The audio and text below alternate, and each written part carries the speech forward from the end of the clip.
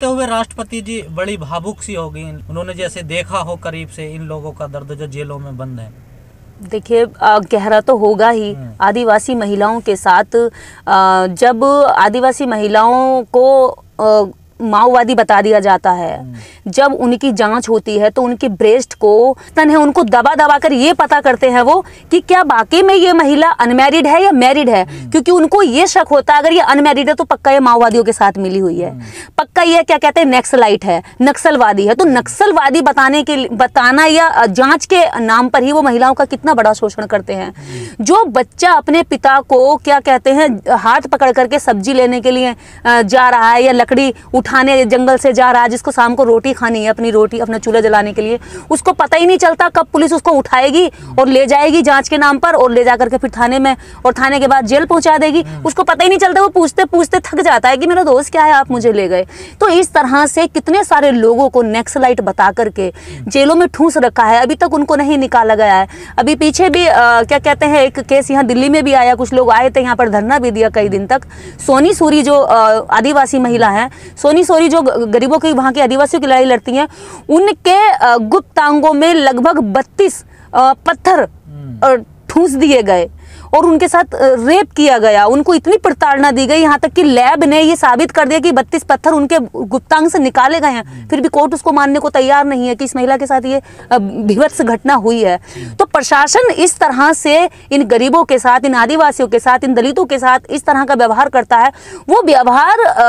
Draupadi Murmu ji president ने जरूर देखा हो, क्योंकि वो उसी छोटे से गाँव से आते हैं और वहीं का वो जिक्र भी करती हैं अपने भाषण में। तो ये उनका दर्द हम तक पहुँचा है और मुझे लगता है कि जब मैं ये बात कर रही हूँ तो मेरे भी शरीर के बाल खड़े हो रहे हैं, मेरे रोंगटे खड़े हो रहे हैं कि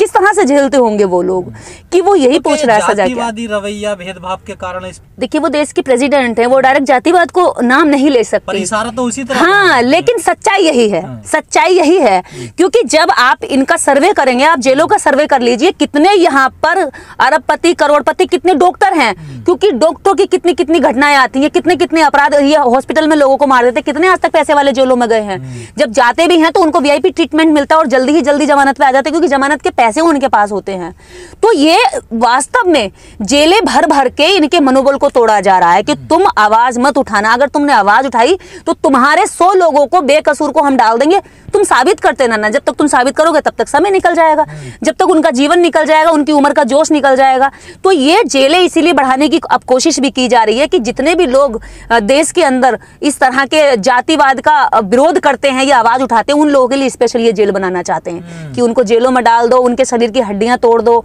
उनके शरीर को इस तरह से पूरा चूर चूर कर दो कि जब तक वो निकल के आए तब तक वो हिलते डुलते हुए आए और शरीर में कोई जान न बचे। आप लोग पहले से कहते रहे कि जेलों में SC ST आदिवासी मुस्लिम लोग ज्यादा हैं जेलों में। देखिए ये तो सरकार और जुडिशरी के सामने एक बड़ा प्रश्न खड़ा हुआ है और इस पर मैं उम्मीद करती हूँ कि जल्दी ही काम होगा, क्योंकि देश की राष्ट्रपति ने ये बात उठाई है और देश की राष्ट्रपति जब ये बात उठाती हैं तो देश की सरकारों को उस पर काम करना चाहिए, देश की जुडिशरी को उस पर काम करना चाहिए। क्योंकि उन्होंने कहा है कि जब हम गाँव में थे तो हम 3 लोगों को भगवान मानते थे, एक डॉक्टर, एक वकील, एक टीचर। तो ये तीनों अगर अपनी जिम्मेवारी सही से निभाएं तो एक बेस्ट उत्तम राष्ट्र बन सकता है और उसी के लिए उन्होंने तीनों को इंडिकेट किया कि आप लोग अपने अपने क्षेत्र में अच्छी जिम्मेदारी निभाइए। जहां उन्होंने कहा है, टीचर की बात कही है, टीचर के कितने सारे अभी आप लोग देखेंगे, पिछले एक टीचर ने अपने बच्चे को जातिवाद के चलते जो है जालोर राजस्थान में हत्या कर दी थी। अभी एक नवोदय का टीचर कह रहा है कि डॉक्टर अम्बेडकर ने तो संविधान की एक लाइन भी नहीं लिखी है। तो इस तरह से वो टीचरों को भी आगाह कर रही है कि आप देश और देश की जनता, उनके बच्चों के प्रति आप अपनी ओर से ईमानदार रहिए और डॉक्टरों के प्रति भी वह ये जिम्मेदारी का एहसास करवा रही हैं कि आप गरीब को केवल इसलिए मत हत्या कर दीजिए, इसलिए मत भगा दीजिए कि उसके पास पैसा नहीं है, उसकी जान भी इतनी ही कीमती जितनी पैसे वाले की कीमती है। तो कहीं ना कहीं अपने पेशे के साथ केवल इतना प्योर मत रखिए कि केवल पैसा ही कमाना है। और कहा जाता है कि राष्ट्रपति का भाषण हमेशा सरकार लिख कर देती है,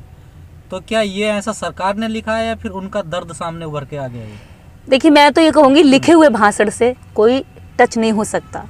लिखे हुए भाषण से कोई जुड़ नहीं सकता, लिखे हुए भाषण को आप लोगों के दिल तक नहीं पहुंचा सकते, लिखे हुए भाषण में आप किसी से आई कांटेक्ट नहीं कर सकते, लिखे हुए भाषण में आपके शब्द आपकी आंखों से मैच नहीं करते हैं, लिखे हुए भाषण में आप सबसे बड़ी चीज है कि सामने बैठे या जितनों तक हमारी आवाज जा रही है उनको कनेक्ट नहीं कर सकते। कनेक्टिविटी बनती है ओरिजिनल शब्दों से, कनेक्टिविटी बनती है उस शब्दों से जो भावना से निकलते हैं। और कभी लिखे हुए शब्दों को पढ़ते वक्त आंसू नहीं निकल सकते, कभी दिल में दर्द नहीं उठ सकता। तो जो व्यक्ति महसूस करके जब बोलता है और सच्चाई बोलता है तो वास्तव में उसकी आंखों से दर्द छलकता है, और दर्द छलकता है तो आंसू के रूप में कहीं ना कहीं वो बाहर निकलते हैं। तो ये लेक्चर जितना उन्होंने बोला है ये वास्तव में उनकी रियलिटी थी, उनकी अंदर की बात थी, उनकी अंतरात्मा की बात थी, जो वो सोचती हैं, जिसके बारे में उनको आज तक शायद कहने का मौका नहीं मिला, और जिस मंच पर उन्हें जगह मिली उन्होंने ये बात कह दी। देखिए, उनका पहला भाषण ऐसा है जो पूरे देश नहीं पूरी दुनिया में प्रशंसा पा रहा है। क्यों? क्योंकि उसमें एक्चुअलिटी है, उसमें सच्चाई है, उसमें दर्द है, उसमें इस देश के उन गरीबों मजलूमों का, उन आदिवासियों का एक्चुअल दर्द है, जो कहीं ना कहीं वो भी उसी समाज से आई हैं, जहाँ बेगुनाह बेकसूर लोगों को उठा करके जेल में डाल दिया जाता है और उन्हें ये भी पता नहीं चलता गुनाह की सज़ा काटते काटते कि उन्होंने करा ऐसा गुनाह क्या हुआ है उनसे। तो वे उन्हीं का दर्द जाहिर कर रहे हैं कि देश के अंदर देश की सरकारें